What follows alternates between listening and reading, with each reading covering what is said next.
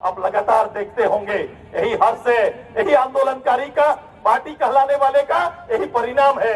आइए इस राज्य के लिए जिन लोगों ने कुर्बानी दी, इस राज्य के लिए जिन्होंने अपना सब कुछ निछावर कर दिया, उस राज्य के लोगों के लिए, उस राज्य के अगवा लड़ाकों के लिए जो शहीद हुए उनके सम्मान के लिए, और वो परिवार जो परिवार के लोग जिन नहीं रहे उस परिवार के लिए और उनके बच्चों के लिए लगातार पार्टी संघर्ष करेगी और उसको अच्छा सम्मान प्रदेश के अंदर देने का काम करेगी। ये तैयारी हम लोग करने जा रहे हैं। इस राज्य के पूरे बेरोजगार की सेना, एक भी प्रतिष्ठान, ये सरकारी नौकरी रख दीजिए, राज्य की तरक्की के लिए कोई मापदंड नहीं।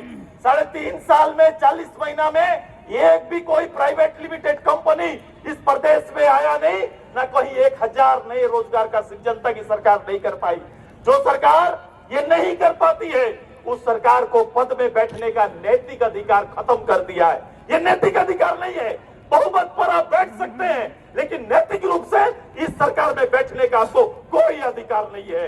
इसी बात को लेकर एक बड़ा लड़ाई के लिए लगातार हमारा कार्यक्रम चलेगा, इनकलाब चलेगा, यही आह्वान करने के लिए आइए आजसू पार्टी जिंदाबाद, जिंदाबाद, जिंदाबाद। बताओ पूरे राज्य में 3 करोड़ तक पहुंचेगा क्या?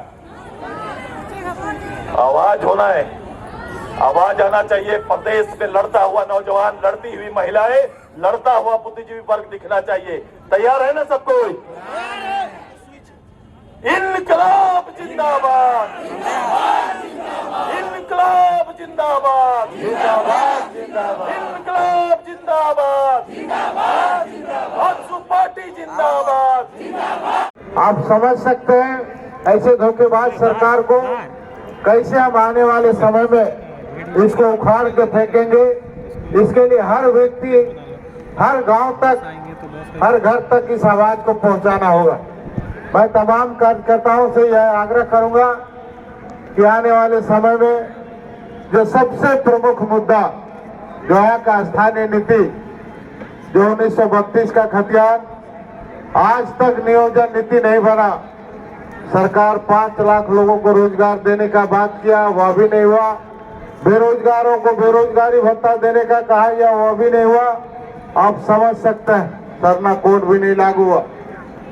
और सरकार सबसे बड़ा समाज जो ओबीसी समाज है, सबसे बड़ा ओबीसी समाज को धोखा देने का काम किया। चाहे पंचायत चुनाव में किसी व्यक्ति को, किसी ओबीसी समाज को 27% आरक्षण नहीं दिया, बल्कि इसके अगेंस्ट में हमने सुप्रीम कोर्ट भी गया।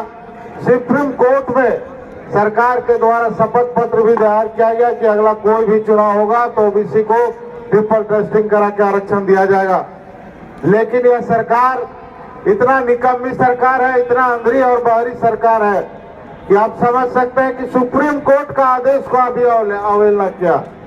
झारखंड सरकार सुप्रीम कोर्ट से भी ऊपर अपने आप को समझता।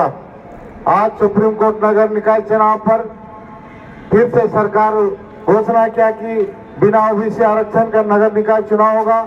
फिर से हमने सुप्रीम कोर्ट गया, सुप्रीम कोर्ट का फिर सरकार शपथ पत्र दायर किया कि भाई चुनाव हम ओबीसी को आरक्षण देकर ही कराएंगे। लेकिन अभी सबका कार्यकाल कल ही समाप्त हुआ, परसों समाप्त हुआ। आप समझ सकते हैं कि अभी ट्रिपल टेस्टिंग का कमेटी तक नहीं बना। आखिर कब तक समय लगेगा सरकार को? पंचायत चुनाव के समय ही सुप्रीम कोर्ट का आदेश हुआ था। सरकार चाहती तो साल 6 महीना के अंदर होता, लेकिन नहीं किया सरकार। 1 साल बीत गया। अब समझिए अभी नगर निकाय चुनाव हुआ, अभी तक कमेटी नहीं बना। ट्रिपल टेस्टिंग कराने में सरकार अभी तक कोई भी शुरुआत नहीं किया। और सरकार यह चाहती है सभी चुनाव, नगर निकाय चुनाव में प्रशासक के माध्यम से सरकार यहाँ की जनता का दोहन करना चाहता। यहाँ का पंचायत का, नगर निकाय के जो हमारे वार्ड पार्षद हैं, जितने भी 2000 में आधे से अधिक नगर निकाय चुनाव का समाप्त हो चुका, अभी बाकी बचा था वो अभी समाप्त हो गया। पूरे राज्य में नगर निकाय चुनाव समाप्त हो गया। इसलिए मैं तमाम लोगों से ही आग्रह करूंगा कि यह निकम्मी सरकार को, यह अंधेरी बाहरी सरकार को उखाड़ फेंकना चाहिए। अभी 1932 का खतियान के नाम पर ढोल पीटा गया, सभी लोग खुशी मनाए। मैं वैसे लोगों को पूछना चाहता हूँ, आज उनकी जबान कहाँ, आज वो बोल नहीं पा रहे हैं, फटाखा फोड़ दिए, मिठाई खा लिए, लेकिन कहाँ गया आप समझ लीजिए। फिर नया आ गया भाई 60-40, 60-40 अचानक आ गया।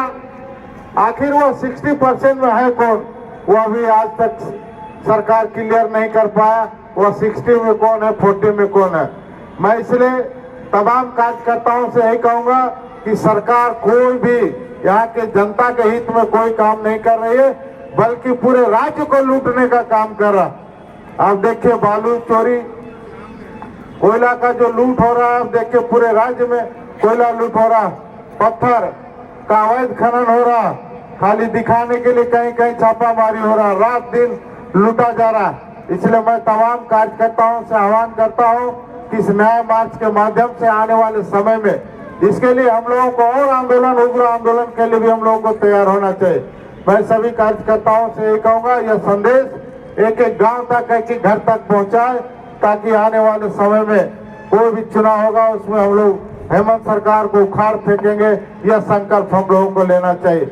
मैं फिर से तमाम कार्यकर्ताओं को अपनी ओर से इस कार्यक्रम में आए इसके लिए मैं धन्यवाद देता हूं। सबको जोहार, जय झारखंड, जय अच्युत।